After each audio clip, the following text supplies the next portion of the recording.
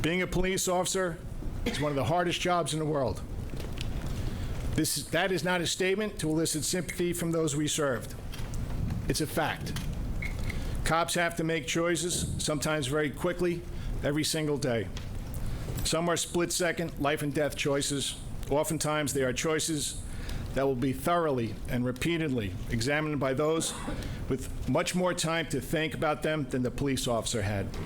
And those decisions are scrutinized and second-guessed, both fairly and unfairly. No one believes that Officer Pantaleo got out of bed on July 17, 2014, thinking he would make choices and take actions during an otherwise routine arrest that would lead to another person's death. But an officer's choices and actions, even made under extreme pressure, matter.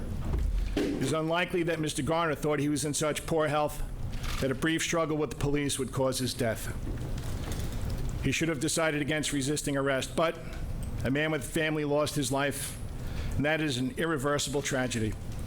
And a hardworking police officer with a family, a man who took this job to do good, to make a difference in his home community, has now lost his chosen career. And that is a different kind of tragedy. In this case, the unintended consequence of Mr. Garner's death must have a consequence of its own. Therefore, I agree with the Deputy Commissioner of Trials' legal findings and recommendations. It is clear that Daniel Pantaleo can no longer effectively serve as a New York City police officer. In carrying out the court's verdict in this case, I take no pleasure. I know that many will disagree with this decision, and that is their right.